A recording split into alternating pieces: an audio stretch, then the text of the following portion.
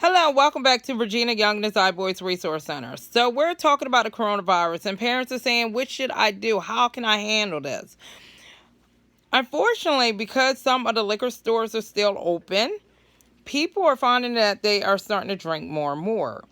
One of the things that did not get shut down during coronavirus in Delaware is the liquor stores, which surprised a lot of people because it was like, wow, the liquor stores are still open, but they are.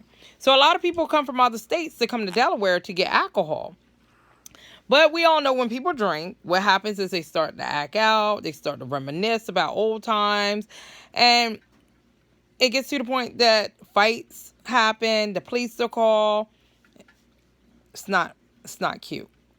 But parents are home with their kids, and there's no school, there's no after school program, there's no football, there's no soccer, there's nothing. What can parents do? I know right now it's a hard time for you. And you're home and you're with your kids and you're ready to pull your hair out. I'm a single mom. I know how you feel. But I'm a single mom with 3 special need kids. So I encourage you to take a break. Step back. When your kids are asleep in the morning, let them sleep in. If you don't have nowhere to go, which 9 out of 10 you don't, because you're at stay at home, let them sleep. Enjoy the quiet time. Enjoy all the minutes, moments, seconds that you have. Because once they wake up, that's when kids start to argue, they're fighting, they're fussing, they want to leave, they want to go over to a friend's house, and you have to tell them no. Because what you don't want is for your baby to go out here, whether they're 5, 6, 10, 16, or 18, and catch coronavirus and they're in the hospital, and you don't know if they're going to survive. You have to find ways to release stress while you're home. The funny thing about coronavirus is that it has put a lot of people in situations that they didn't think about. Like, a lot of parents depend on a school to educate their child. So now that there is no school, you have to be the teacher. That's math, science, reading, social studies, gym, art, music, whatever. So let me tell you what I did. I went out to Big Lots, and now that Easter's over, they have a lot of stuff. For science, I did bubbles. I bought bubbles, and I taught my kids about gravity. And I'm going to download a video so I can post it on YouTube where we talk about gravity and the bubbles and how it relates to science. Fantastic fun. The kids have fun. We did it. It was about 10 minutes, but we did for an hour. They enjoyed themselves. The second thing I did was I did a cake.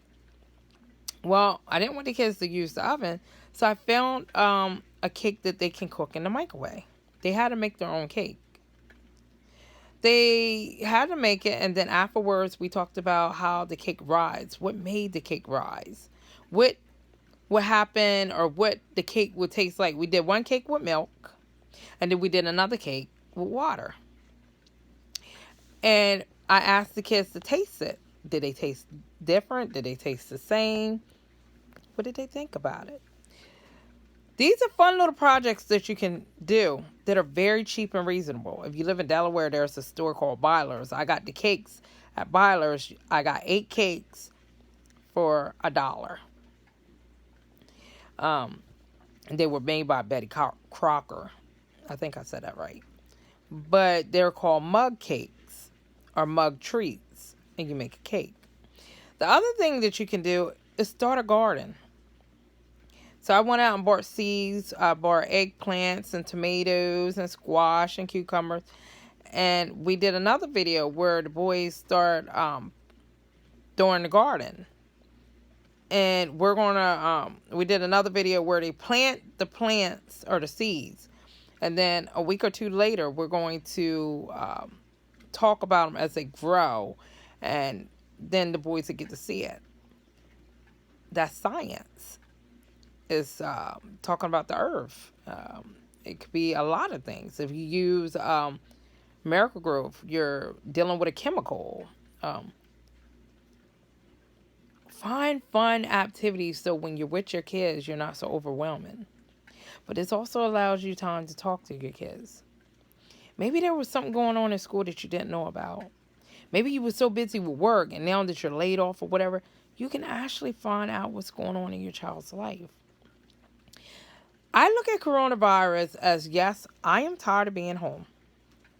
I'm ready to get out. I'm ready to go to Chuck E. Cheese. I'm ready to go skate. And I'm ready to do so much. But we made a lot of things happen since coronavirus.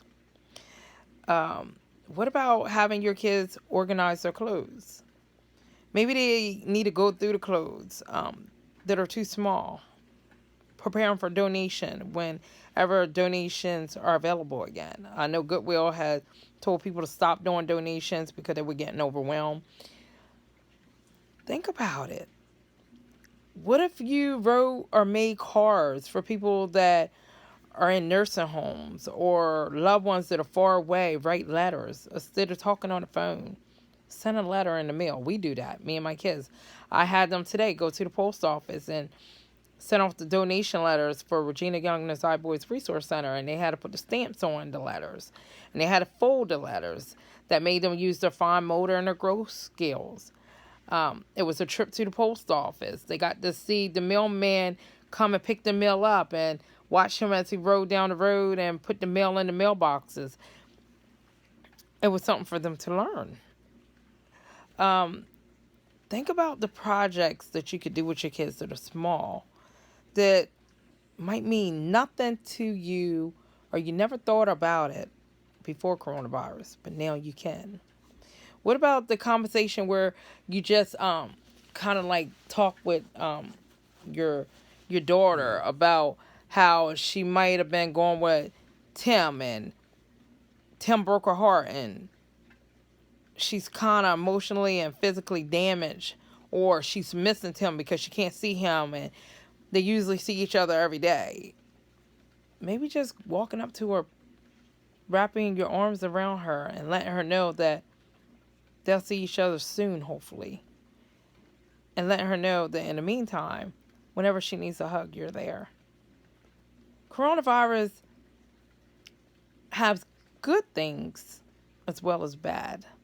I see a lot of people posting what did coronavirus ruin. But what did coronavirus change for you? How did it help you? A lot of people got a lot of house cleaning done. A lot of people got chores done that they didn't have time to do. A lot of people were able to spend more time with their kids. Some people are fixing a relationship. They realize that they still love each other, and that working all the time kind of put a damper on their love. A lot of people became like Stella and got their groove back.